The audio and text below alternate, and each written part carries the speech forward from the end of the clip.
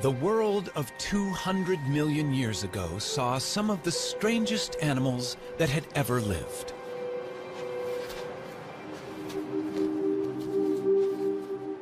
Nothing about them suggested they would become a huge success.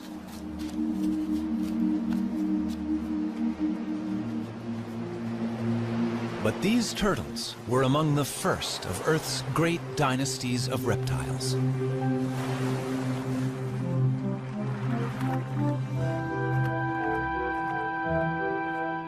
Turtles then and now are unique. Their bodies are encased in armor, and that shell has changed little over millions of years.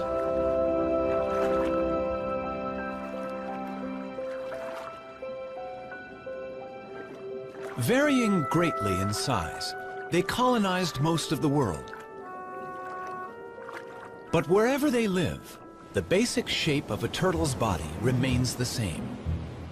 Some land-dwelling turtles, or tortoises, are quite small. Others have become famous as giants. Some long-necked types are at home in and out of fresh water. They and these shorter-necked turtles are known as terrapins.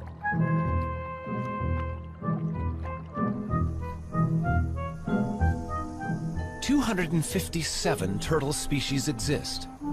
They live in every environment, from the driest of deserts to the coldest extremes.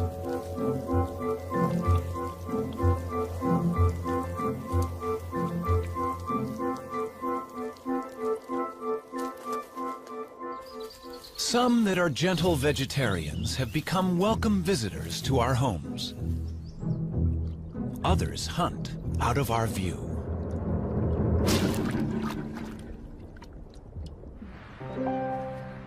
Older than the birds, all turtles may owe their success to their simple design. But what future is there for turtles living life in a shell?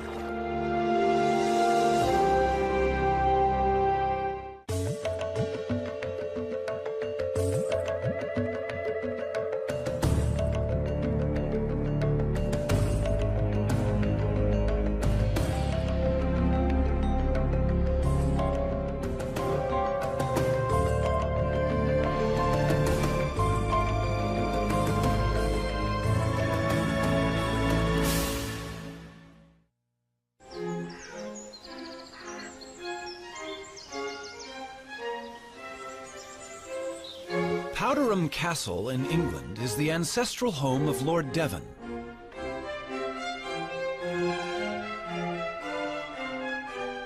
It's also the home of Timothy, a rather venerable tortoise. To the present lord, Timothy is the oldest member of the family. Timothy first came into our family in 1892, and he previously belonged to Captain Rutherford, who was a sea captain, and undoubtedly he was on board ship for quite a long time. And this has given rise to a number of myths about Timothy's beginnings, that he belonged to pirates and all this sort of thing, which aren't strictly true. He's outlived a number of Earls of Devon. I think at a quick count it's about 7. Or maybe I'm either the 7th or 8th that he's known. The suggestion is that Timothy is at least 162 years old. I think he mostly lives on sort of clovers and things, but his favourite really is strawberries. Now, my son, what about that? He's been known to make a mistake when he is wanting a strawberry, and we once had a lady with painted red toenails, and she got rather a sharp nip on the toenail. But he doesn't make too many mistakes. He knows usually what he's got. I don't know that he's terribly hungry at the moment. No. I think it's too cold for eating today. Counting growth rings on their shell is not always a reliable guide to a tortoise's age. Rings vary with diet. But tortoises always live life at a slow pace, and that may be a reason for Timmy's record age. The fossil record is our best guide to the history of Timmy's ancestors. The first we know lived some 300 million years ago in the world of forests that gave us our coal. From such primitive reptiles, turtles diverged first, leaving dinosaurs and other reptiles to go their own way. Through the ages, there have been turtles of fantastic size and diversity. They saw snakes emerge 100 million years ago and witnessed the extinction of the dinosaurs. That turtles have survived so long is due to the extraordinary design of the shell that protects their body. The shell has remained virtually unchanged for 200 million years. A thick layer of hardened scale is its first line of defense, but a broad bony layer, the carapace, provides strength. In other animals, this bone would be ribs. The turtle's backbone is fused to the shell. It's the support under the bridge. The shell of a turtle serves many purposes. On land, it's heavy, restricting movement, but great protection. Underwater, in a streamlined form, the shell allows for graceful swimming with surprising speed.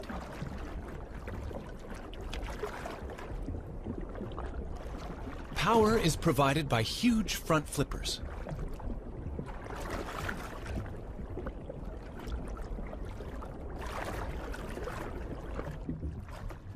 Sea turtles migrate thousands of miles, swimming on the ocean currents. Their hind limbs are mainly used as rudders for steering. Legs have no appeal for these sailors.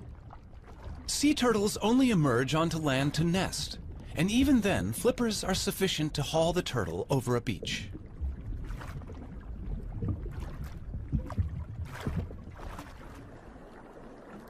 Freshwater turtles, or terrapins, do have legs, with webbed toes to propel their streamlined shell. When feeding on the bottom of a lake or river, legs are more useful than flippers. And terrapins also climb out of the water, so their legs are essential.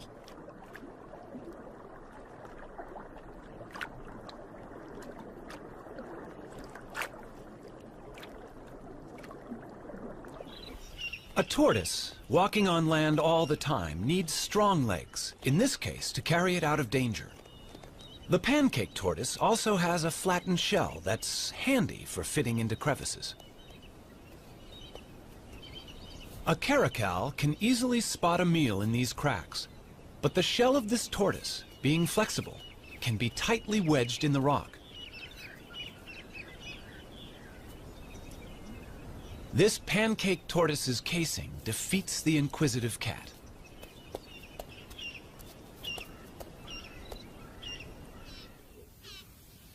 Giant tortoises, and this one on a Galapagos island is among the largest in the world, have no natural predators to hide from, but they need weightlifters' legs to move their enormous shell. This one is hauling a house that weighs nearly 300 pounds and is over an inch thick.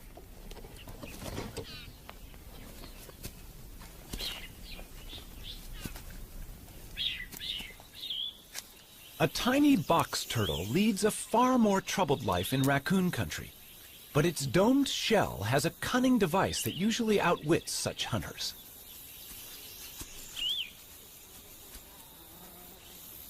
It's time to take evasive action.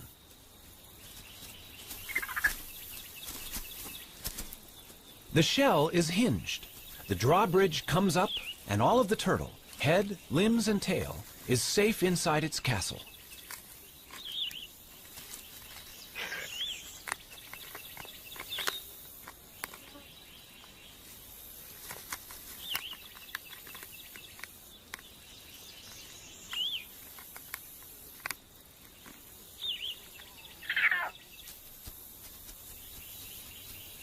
Only when the raccoon retreats will the turtle venture out.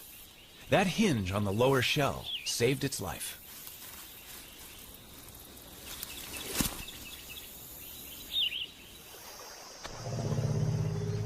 The turtle's shell has survived some huge challenges over millions of years. But sometimes, no matter how good the design, the odds can be against it.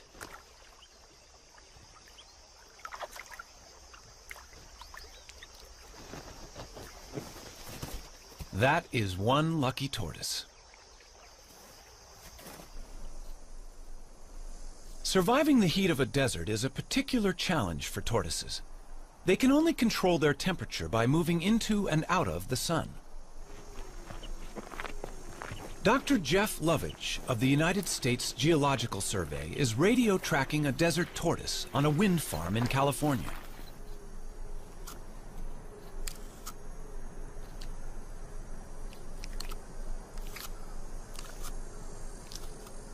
Desert tortoises have recently started to decline, and Jeff wants to find out why. Well, here's one of our females. Hello. It's getting a little warm out here, isn't it? It's only 9 o'clock right now, but it's already hot out here. It's probably 95 degrees and it's going to be 115 before the day is over. And she's heading for the burrow off to my right. The tortoise needs the burrow to survive and protect itself from the extremes that are so characteristic of the desert. 115 degrees. 30 degrees more than even this desert tortoise could survive out in the open. Look at her walking into my shadow. Desert tortoises take advantage of every opportunity they can to become cool in the midday sun. At the other end of the thermometer, extremes of cold present their own challenge. Some turtles in Canada can survive freezing temperatures. Called painted sliders, their frozen bodies are not drawing breath, and their hearts are not beating, and yet they are not dead.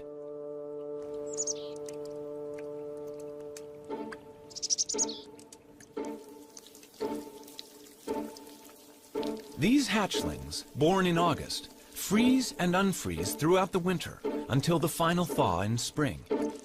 How the cells of their body survive this, nobody knows. Yet the painted sliders leave their nest and start active life unharmed.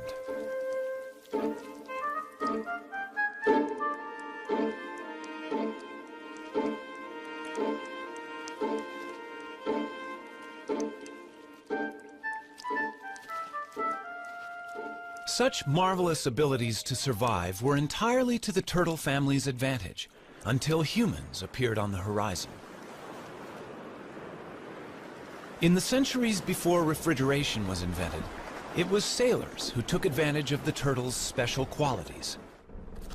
Since turtles can survive for several months without food, they could be carried aboard as a supply of fresh meat. Killing turtles for their tasty meat is a very ancient practice. Wham! That's a direct hit. It's painless for the turtle, though, because we use a special kind of harpoon point, just enough of it to penetrate his tough layer of shell. That is now known to be nonsense. Nerve endings by the hundreds fill both shell and bone, but myths die as hard as the turtles. These turtles weigh from 300 to 500 pounds, and their age is estimated at 1 pound to the year. By the start of the 20th century, overexploitation had brought some kinds of turtles to the brink of extinction. Today, turtle soup and meat consumption continues despite international laws, which attempt to protect endangered turtles.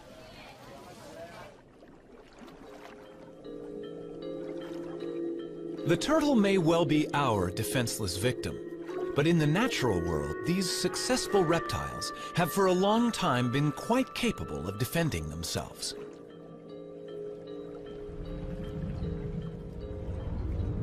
Tiger sharks and their relatives kill sea turtles in deep water. But in these shallows, this loggerhead turtle can turn the tables.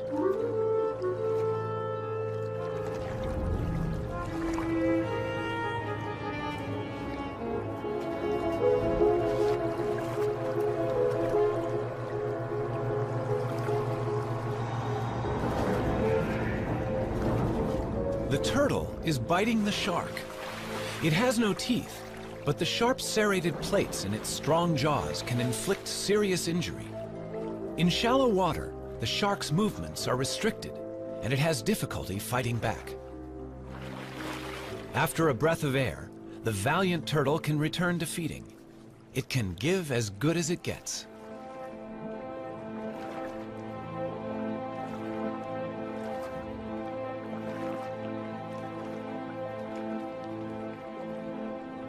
A loggerhead eats a variety of seafoods, but its beak is ideal for capturing hard-shelled prey.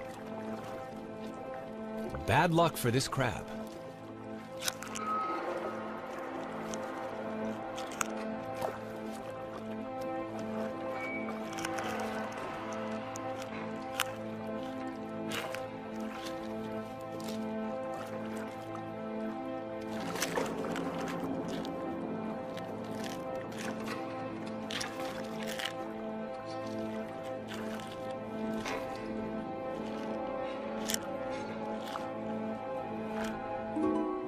In freshwater, a camouflaged turtle is hunting.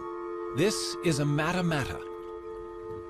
It will blend with the fallen leaves and wait for a fish to come within range.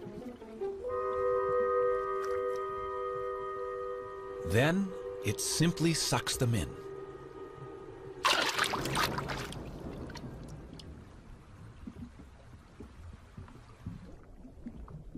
The fearsome jaws of an alligator snapping turtle gape and reveal a worm-like appendage on its tongue. Lured by its wriggling, a fish investigates this death trap.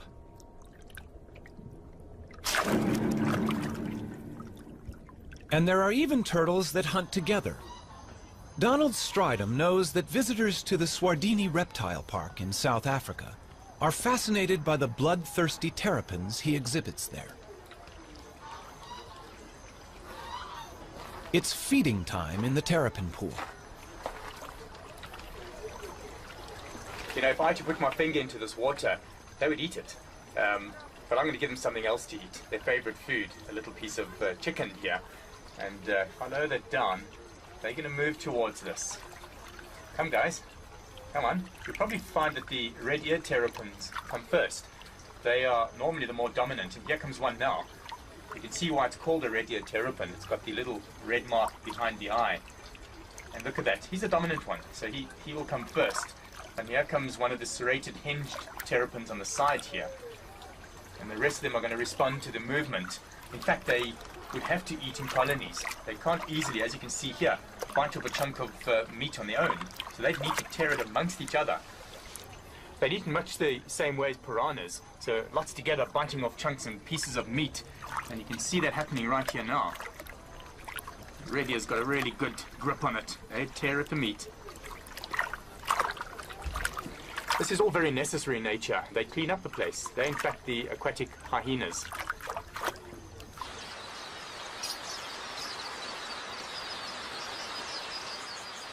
Forget big game watching here. Keep your eyes on these little guys. Eating chicken on a plate in the reptile park is nothing compared with how these terrapins feed in the wild. The predator sizes up its prey, these quelea, which flock in the thousands. One terrapin grabs a bird. The others crowd in to snatch what they can.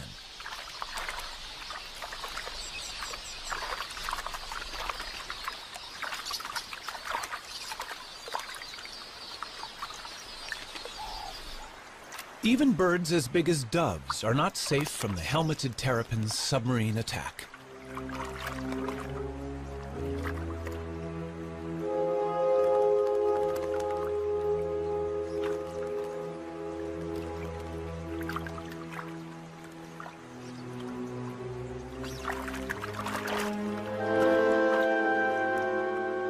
A lone terrapin could overcome the dove, but hungry rivals are on their way.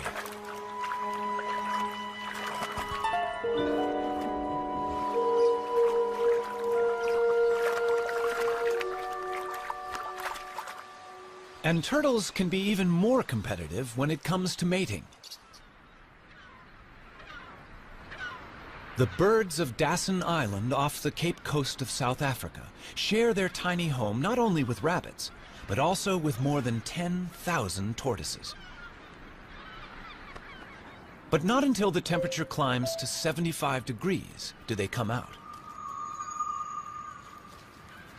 Male angulated tortoises hold territories, and once they've warmed up, they begin to chase females on their turf.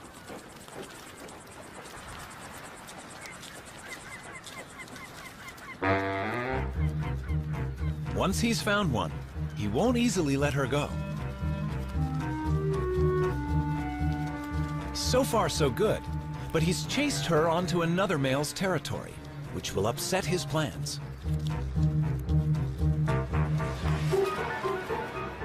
They do battle, a duel in the sun. But a third male has seen an opportunity, and he's mating with their female. Neither the combatants nor the vigorously mating couple show signs of giving in. By the time the fight reaches its climax, the mating is also over. The loser may even lose his life. He must right himself, or else fry in the sun.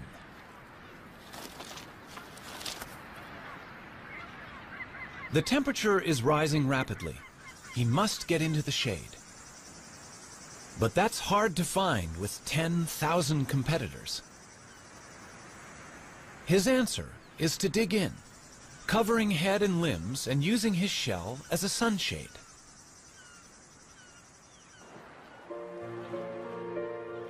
In tropical waters, temperatures are much the same all year round. These male green turtles near Borneo will mate whenever a receptive female is available. The males have the long tails. They're all pursuing one female.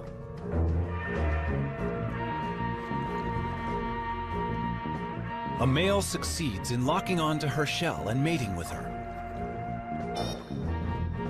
Rival males are surprisingly vicious in trying to interrupt his success.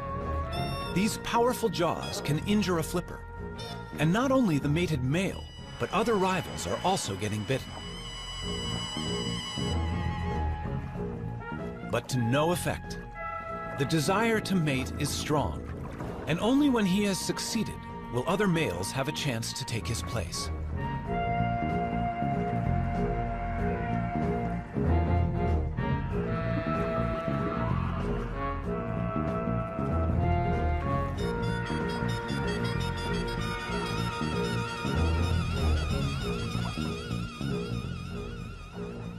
In the sea or on land, turtles breed with little problem.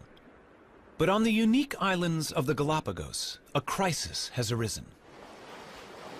At the Charles Darwin Research Station, the fortunes of the famous Galapagos Island tortoises are being carefully monitored. These tortoises are giants, among the largest in the world. And they are more than just a tourist attraction. They're endangered, and their survival depends on them breeding in captivity here.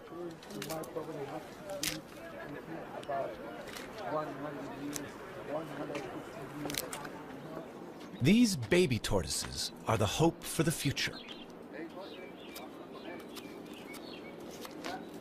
Each island has its very own type of giant tortoise, found nowhere else.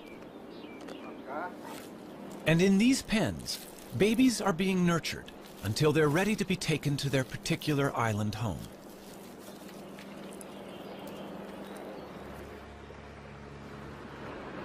In past centuries, boats landed on each island to plunder the docile giants, killing or collecting them.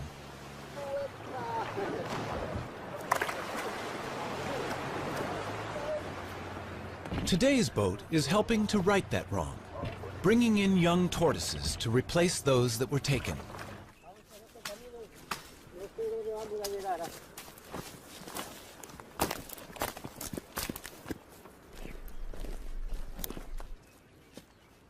This is the island of Hispaniola. The Espanola tortoise was once facing almost certain extinction. Now, the future arrives in a bag.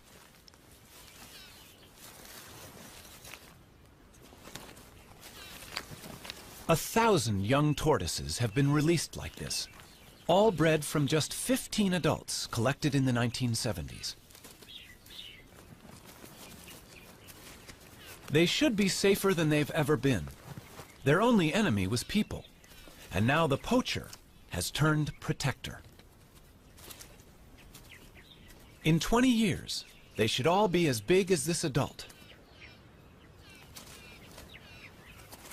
But this success has not been repeated for the tortoises of Pinta Island.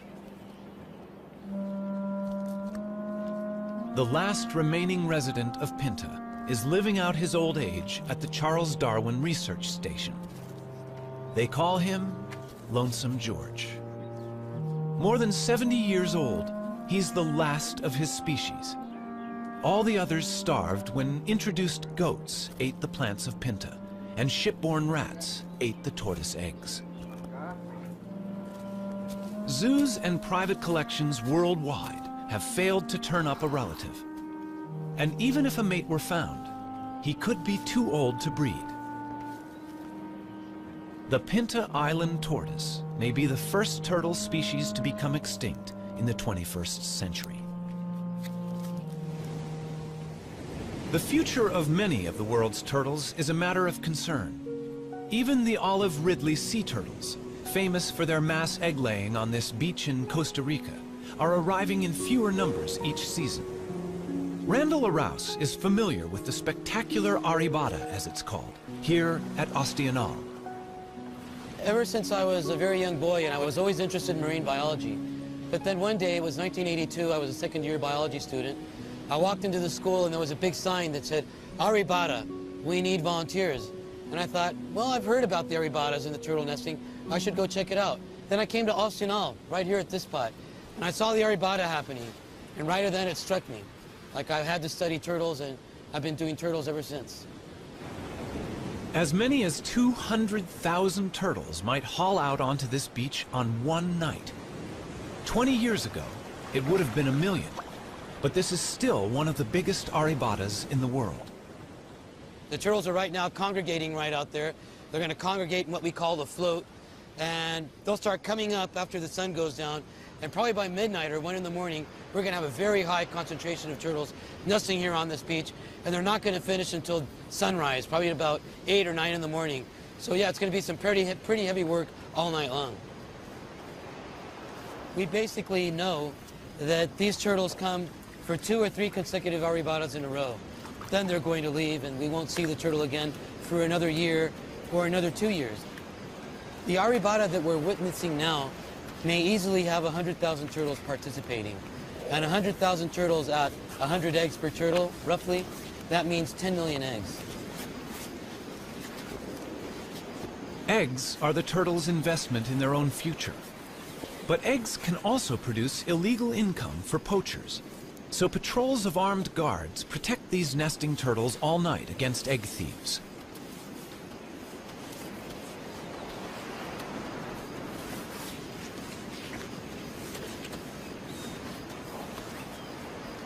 This female may have mated with several males offshore. So each of her 60 to 100 fertilized eggs may have a different genetic composition, which is healthy for the future of olive Ridley turtles. Randall can also inspect the health of an individual while she's laying. She seems to be unaware of him and in a kind of trance.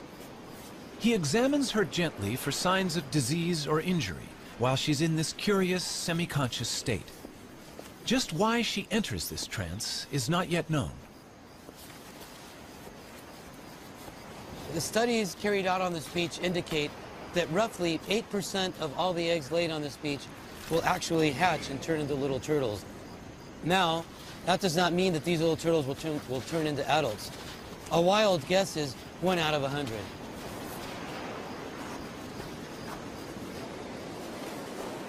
This beach at Osteonal is only about 4.5 miles long. And with turtles still arriving to nest at dawn, There is not much space left, and some inevitably dig up the nests of others.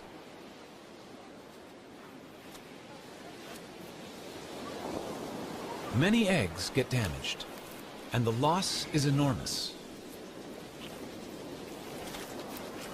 The collection of eggs is important for the local economy, but local people are only allowed to take them for the first 36 hours of an arribada. It's a conservation plan they're happy with. The community of Ostinal protects their turtles in many ways. Probably the main way is they respect the management plan. There are rules as to when you can harvest, when you can't, and the community as a whole complies. You can only harvest the eggs for the first 36 hours. The eggs have to be packaged in a special way. There has to be receipts. There's all this paperwork. And the people of Ostinal comply with all these rules and regulations to their very best. And they get a good harvest without harm to the turtles. Soft-shelled, the eggs travel well to a luxury market, where some are enjoyed over the bar in a pricey drink they call baka.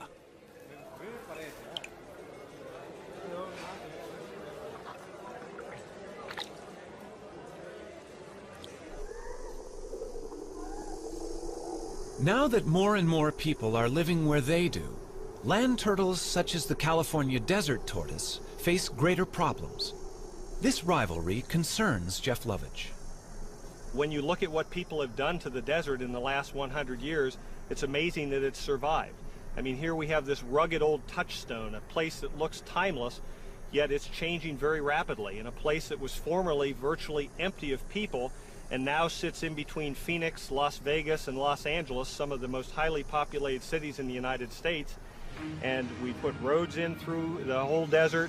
We've driven over it in our motorcycles, our trucks, and our off-highway vehicles.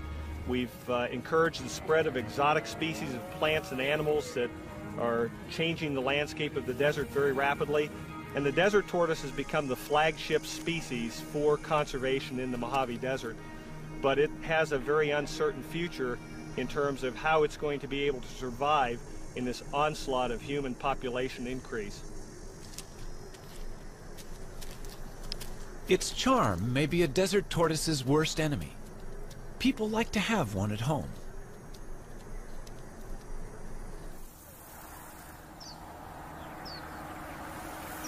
Problems arise when the once loved pet outgrows its welcome. It seems so easy and kind to let it go in the wild.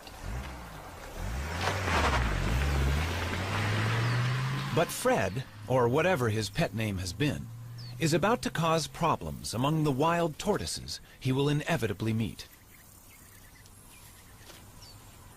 He appears to have a cold, a viral infection that he'll soon pass on to others.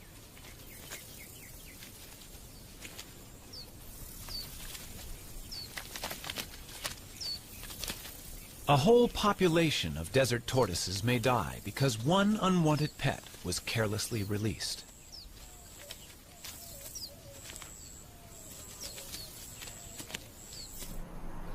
Close to towns, tortoises are presented with other problems. Our roads cross their territories, and they get injured.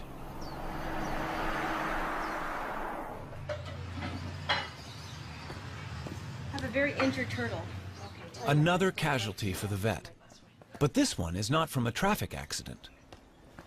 Hi, what do we have here? Oh, let's have a look.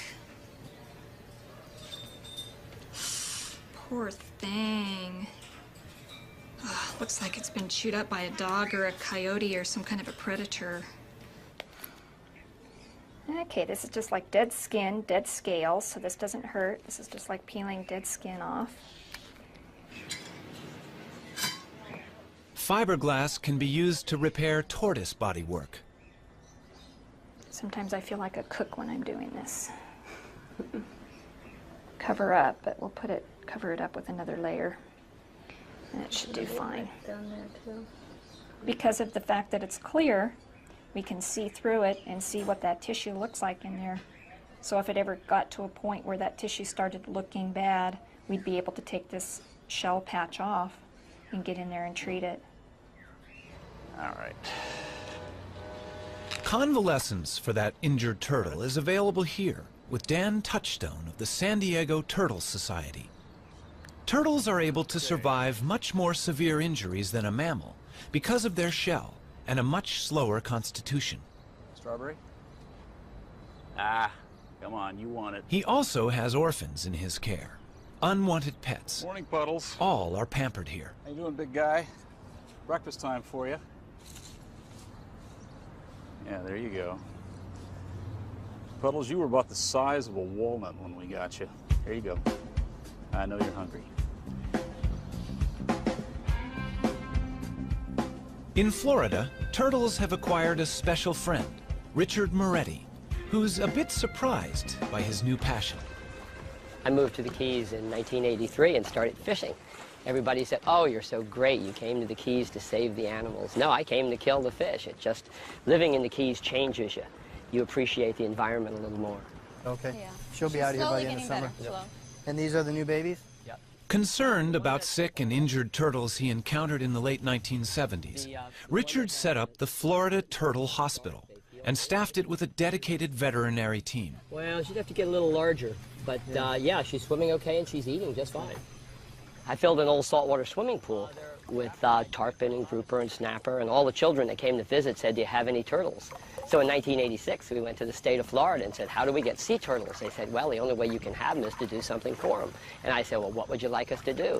They said, well, we need a rehabber. And they said, a rehabber, if a turtle gets hit by a boat, we take it to the vet and pay the bill. We buy the food and pay the bill. And when it's ready, we turn it out. I said, well, I can do that. And that was our very modest start of the Sea Turtle Hospital. Guys, eat Watch up. your legs. I got him. There he goes. Okay, that's perfect. Well, before I moved to the Keys, I ran a Volkswagen facility, and Volkswagens would come in broken, and my job was to find the best mechanics and the best parts. Well, this is the same. The turtles come in broken, and my job is to find the best vets and the best meds. It's the same, except now instead of having to give them the bill, I pay the bill, and that even makes it nicer. There you go. God. Thanks, Doc. And I didn't get too wet. This little tumor is the beginning of a virus that affects sea turtles around the world. This disease started 100 years ago. When we first started seeing it 15 years ago in the Keys, turtles would come in with a singular tumor like this. This turtle's evidently just gotten the disease because he's only got a couple of very small tumors, which we'll take off. And once we do, that'll immunize her against the disease. We'll keep her for a year, we'll make sure she doesn't grow anymore, and then we'll let her go. It appears to be a herpes virus, very similar to herpes simplex 1 and 2, and it's affecting turtles worldwide. Right now, all 8 species of turtles have a similar lesion. We haven't been able to get tissue samples to make sure it's the same virus, but we've gotten tissue samples from about half the turtles around the world, and all the ones we've been able to examine are about 95% positive to the same virus. Okay. Some turtles infected with this herpes virus arrive in a much more advanced stage of the disease. The team intends to do everything they can, but this turtle has been greatly weakened by the growths.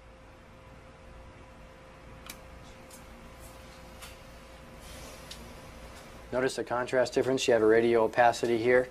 Notice it's not bone dense and it's not soft tissue dense.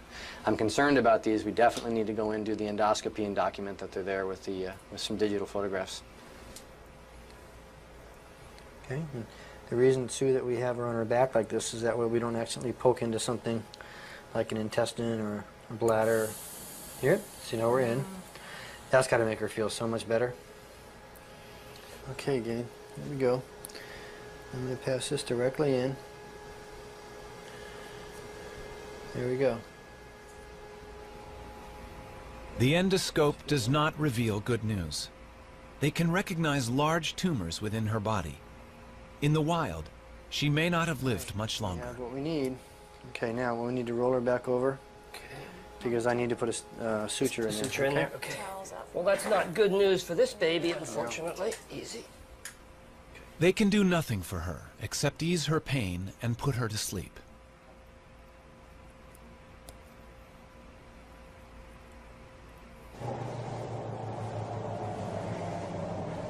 The joy of success helps make up for the sadness of failure. And today, 4 rehabilitated turtles are going home. They look like they're ready. Yeah, after never being out of a tank, they're going to enjoy this big tank called an ocean, huh? All right. Have lots of babies, guys. Are you ready for this? You look ready. You're beating me up already? You got your jewelry? Yes. Okay. You can go. Moments like this reassure Richard Moretti that their work is worthwhile. All right, guy. Shall we send them in pairs? All right, sounds good to me. All right, they're roommates. They've been roommates. Okay, there they go. Ready? Usually when you see wildlife being worked on, it's usually on a picnic table with a buck knife. But we've built a state-of-the-art facility to give these animals the care they really need.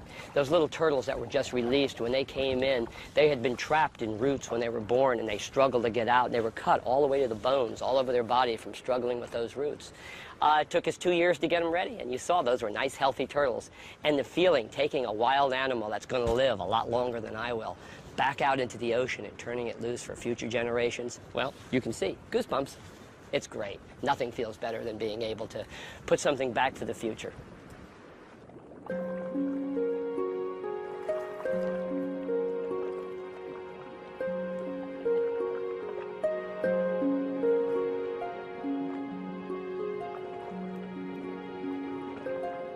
Every day, turtles can be seen enjoying the attentions of cleaner fish in the wild.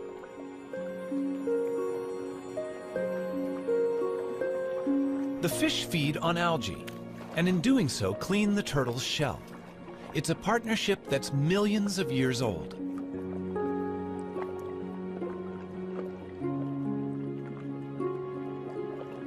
Generation after generation lived in what might have seemed a perfect world.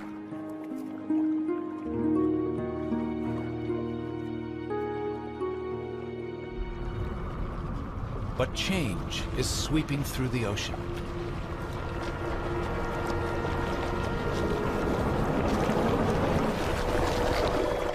Commercial fishing puts nets into the sea, which can break loose and drift, catching much more than intended.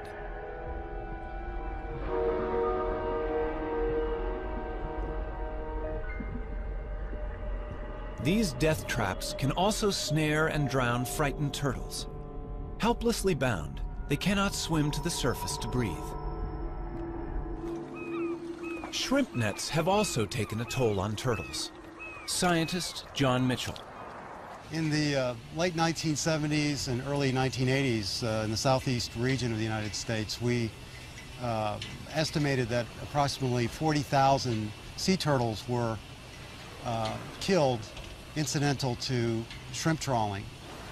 And this problem created a need for either a shutdown of the fishery or the development of some apparatus or a technique to exclude the sea turtles from the trawl.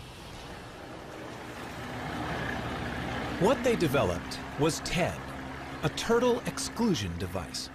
It's tested inside the trawl net of a working fishing boat.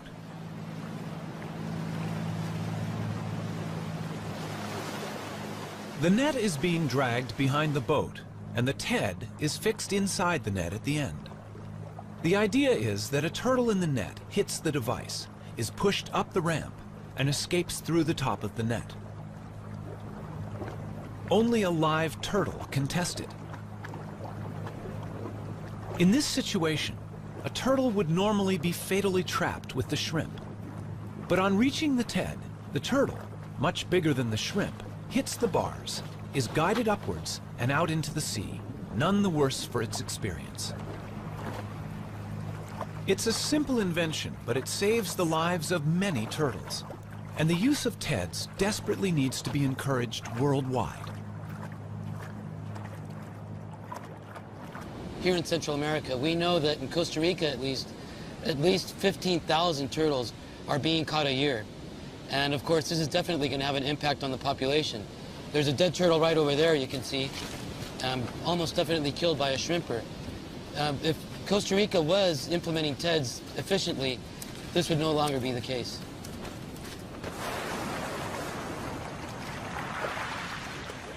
In the sands of this beach at Ostional, the olive ridley turtles have been developing for some 60 days.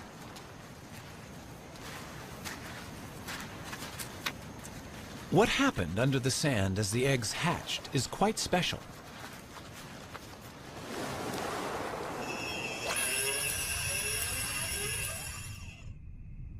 The eggs at the bottom of the nest hatch first. The hatchlings climb to the top of the chamber, and down below, sand fills the space they left. As more hatch, the floor is gradually lifted to just below the surface, and the hatchlings emerge together.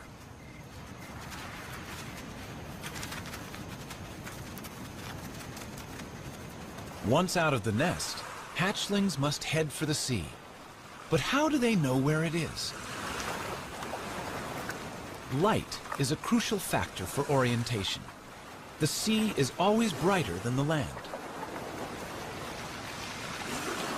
It's thought that when they are grown, these turtles will return to this very same beach to lay their eggs.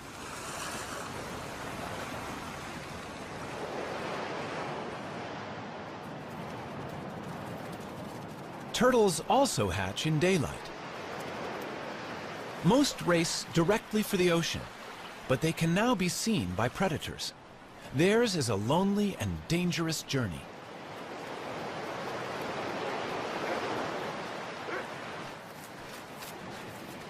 On this beach, almost every animal has a taste for turtles.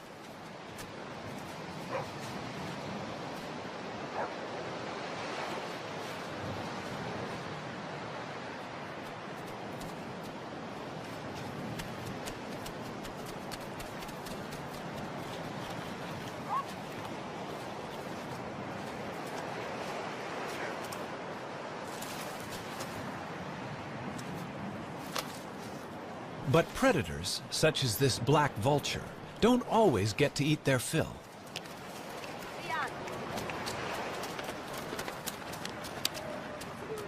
Survival of the turtles is important to the local people. When the turtles are hatching, the women all organize and they go to the beach. They shoo the predators away to make sure that the little turtles can make it into the water. They try to make sure that all these little turtles make it to the water safely, because of course it's to their best interest to make sure that these little turtles make it to the water. They eventually turn into adults and come back and participate in an arribada 10 years down the road. Although some 10,000 hatchlings will survive to become adult turtles, remember 10 million eggs were laid in these sands.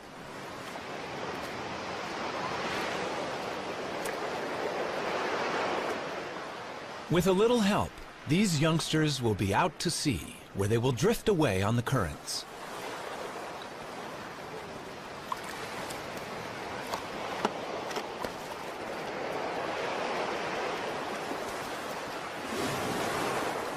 No one knows where they go. Perhaps they hide from ocean predators among floating seaweed, where they can safely feed and grow. But it will be 15 to 20 years before they return to these waters. Before people ever began helping turtles to survive, alligators had been unwittingly doing so for millions of years. Young red-bellied turtles are hatching from eggs laid in the alligator's nest. The rotting heap is warm and humid, as good for incubating turtles' eggs as it is for hatching alligators. Both stand to gain. Alligators eat a good many adult red-bellied turtles.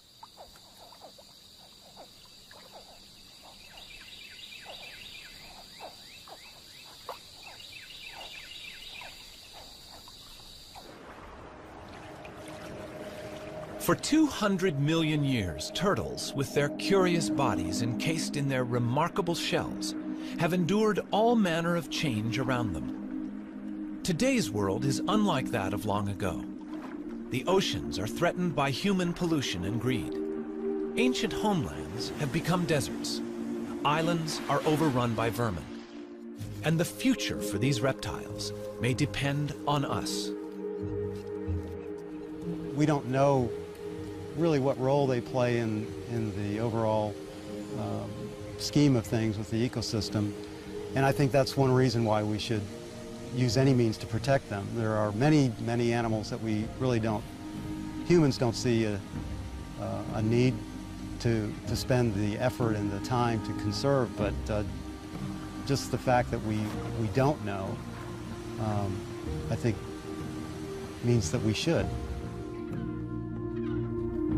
Throughout the world, irrespective of culture, there is an affinity for the turtle. Throughout the world, we have myths that ascribe various characters and features to turtles that we like to teach our children, like being steadfast and being resolute.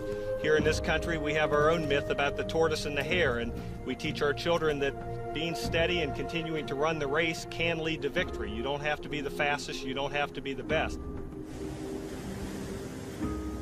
This year we were really excited. One of the turtles that we took a flipper off of last year and turned her loose was a great big female, probably about 50 years old. She crawled up on a beach in Central Florida and laid eggs this year. And that's really exciting because, you know, up to that point, people usually kept turtles with one flipper in an aquarium or in a park. Well, we proved that 3 flipper turtles can go out there and add to the genetic makeup, and they can actually crawl up on the beach with 3 flippers and have their babies and lay their eggs.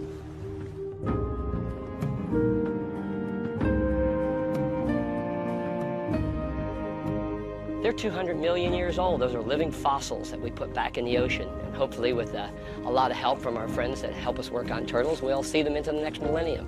But it makes you feel really good. You know, we use so much of our assets and our environment up. It's so nice to put something back for the future.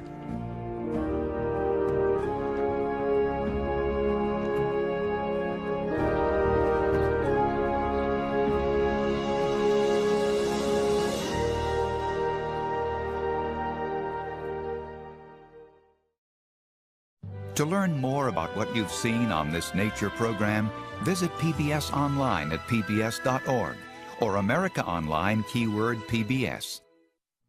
They'd eaten much the same way as piranhas, so lots together, biting off chunks and pieces of meat. And you can see that happening right here now. The radio's got a really good grip on it. Morning, Puddles. How you doing, big guy? Breakfast time for you. Yeah, there you go.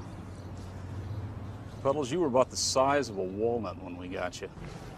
They look like they're ready. Yeah, after never being out of a tank, they're going to enjoy this big tank called an ocean, huh? All right. Have lots of babies, guys. Are you ready for this? You look ready. You're beating me up already? You got your jewelry? Yes. Okay. You can go.